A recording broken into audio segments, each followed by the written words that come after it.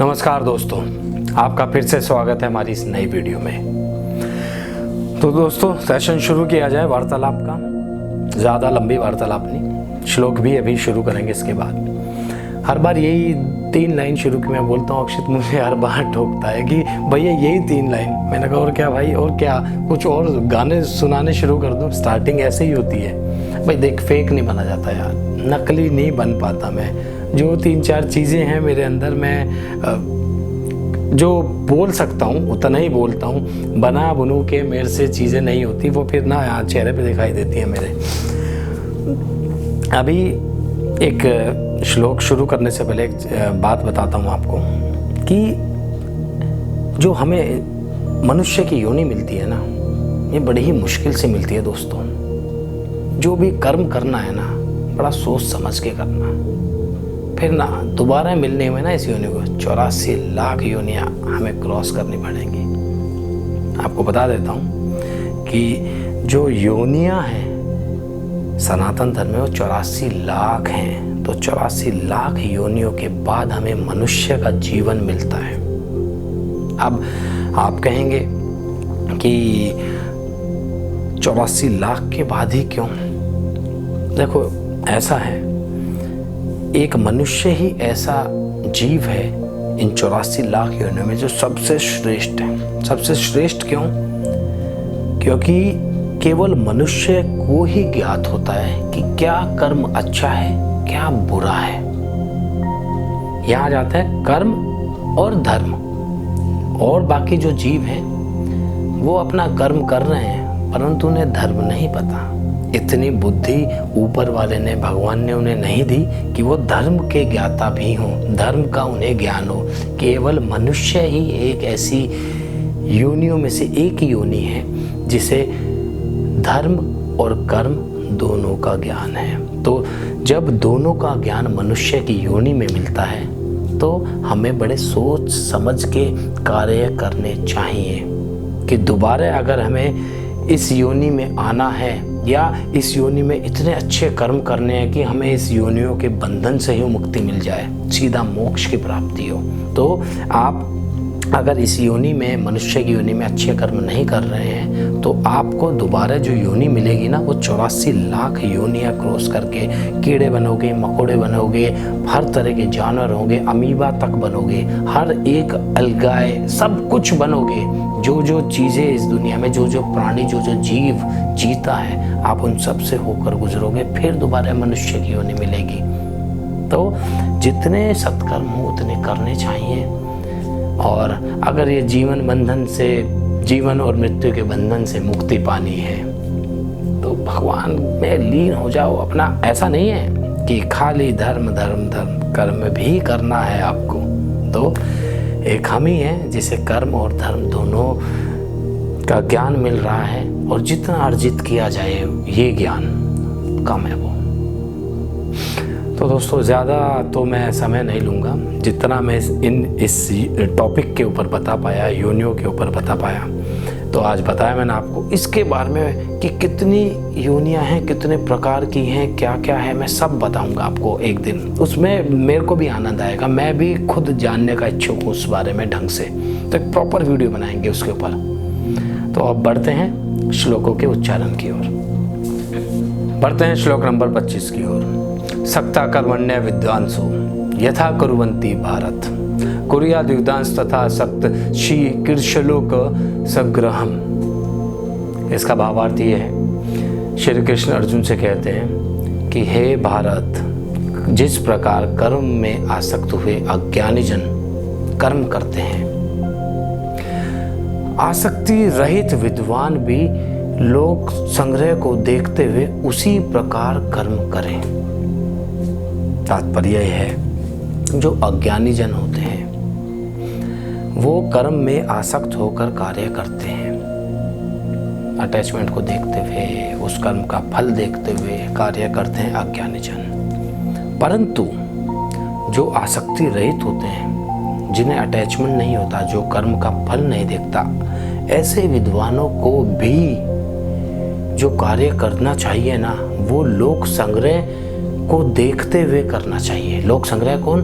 जो मनुष्य हैं सामान्य मनुष्य हैं, क्योंकि जो विद्वान आसक्ति रहित होकर कार्य करेगा तभी तो सामान्य मनुष्य उसे देखकर उसी प्रकार कर्म करेंगे।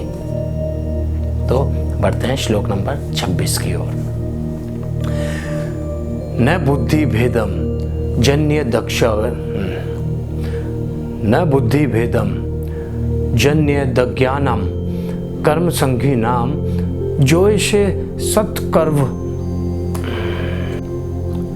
तो बढ़ते हैं श्लोक नंबर 26 की ओर। न बुद्धि भेदम जन्य दज्ञानम कर्म संगीनाम जोश ये सर्व कर्माणि विद्यांत युक्त समाचरण। इसका भावार्थ ये है, परमात्मा के स्वरूप में अटल हुए ज्ञानी पुरुष को चाहिए कि वह शास्त्र विहित कर्मों में आसक्ति वाले अज्ञानों की बुद्धि में भ्रम अर्थात कर्मों में अश्रद्धा उत्पन्न न करें, किंतु स्वयं शास्त्र विहित समस्त कर्म भली भांति करता हुआ उनसे भी वैसे ही कर्म करवाए। इसका तात्पर्य यह है, परमात्मा में स्वरूप जो ज्ञानी पुरुष होते हैं, जो परमात्मा में के स्वरूप में आसक्त होते हैं, केवल परमात्मा के स्वरूप में आसक्त होते हैं, ऐसे ज्ञानी पुरुष को चाहिए कि वो उन अज्ञानी पुरुष को, उस अज्ञानी मानव को या मानवों को ना रोके जो कि आसक्ति में विहित होते हैं, जो कि अटैचमेंट से और इंद्रियों के कंट्रोल में होते हैं। ऐसे मनुष्यों को उनके कर्म करने से ना रोका जाए, मत रोको उन्हें, क्योंकि उन्हें उनके कर्म करने दो। परंतु जो ज्ञानी पुरुष होते हैं उन्हें अपने सत्कर्म करते हुए उन लोगों को भी लाइन पे लाना है, उन लोगों को भी समझाना है सत्कर्म का असली मतलब, असली अर्थ सत्कर्म का उनको समझाना है। ऐसे करते हुए उन्हें उस मार्ग पर लाना है। एक थोड़ा सा जटिल थी इसकी जो हिंदी में भी समझाने की कोशिश की आपको, कि जो मनुष्य दिखावा करते हैं, पूजा पाठ कर रहे हैं और आसक्ति में विहित हैं, अटैचमेंट में कंप्लीटली विहित हैं, उन लोगों को केवल वो मनुष्य लाइन पर ला सकते हैं जो ज्ञानी होते हैं। उन्हें करने दो, झूठे लोगों को करने दो, अज्ञानी लोगों को अब उनके काम करने दो। तो जो परंतु उस करते करते ना ज्ञानी पुरुष को उन्हें रोकने नहीं चाहिए। हो सकता है कि एक दिन वो लाइन पर आ जाएं, उन्हें अच्छी अच्छी बातें बताएं, अच्छे अच्छे सत्कर्म के बारे में बताएं, तो एक ना एक दिन ज्ञानी पुरुष उन्हें सत्कर्म के मार्ग पर ले ही आते हैं, उन्हें आसक्ति रहित बना देते हैं। बड़ा टफ था। तो बढ़ते हैं श्लोक नंबर 27 की ओर। प्रकृते क्रियामा नानी गुणय कर्माणि सर्वश अहंकार विमूढ़ात्मा कर्ता हमिति मन्यते। इसका भावार्थ ये है, वास्तव में जितने भी कर्म हैं इस दुनिया में, इस संसार में जितने भी कर्म हैं, सब प्रकृति के गुणों के द्वारा ही किए जाते हैं, सब कंट्रोल होते हैं प्रकृति के द्वारा। परंतु जो मनुष्य का अंतःकरण अहंकार से मोहित हो रहा है, अहंकार है जिसके अंदर, ऐसा अज्ञानी पुरुष मानता है, सोचता है कि मैं करता हूँ, मैं ही सब कुछ कर रहा हूँ। तो ऐसे अज्ञानी पुरुष को ऐसी चीज़ नहीं माननी चाहिए, क्योंकि सारे के सारे जो कर्म हैं प्रकृति के द्वारा कंट्रोल किए जाते हैं। तो दोस्तों बढ़ते हैं श्लोक नंबर 28 की ओर। तत्वित्तु मा बाहो गुण कर्म विभाग गयो गुणा गुणेषु व्रतंत इति मत्वा न सज्जते। इसका तात्पर्य यह है, अर्जुन श्री कृष्ण से कहते हैं, परंतु हे महाभाव, हे महाबली, गुण विभाग और कर्म विभाग के तत्व को समझने वाला जो योगी होता है वो सब चीज़ों को समझने के बाद किसी भी चीज़ से आसक्त नहीं होता, उसे कोई भी चीज़ प्रभावित नहीं कर सकती। कहने का मतलब है, जिस इंसान को गुण विभाग भी समझ में आ गया, कर्म विभाग के तत्व भी समझ में आ गए, ऐसा व्यक्ति ज्ञान योगी होता है। उसके अंदर किसी भी तरह का अटैचमेंट होने की कोई गुंजाइश नहीं बचती है। वो किसी भी तरह से अपने इंद्रियों के वश में नहीं आ सकता।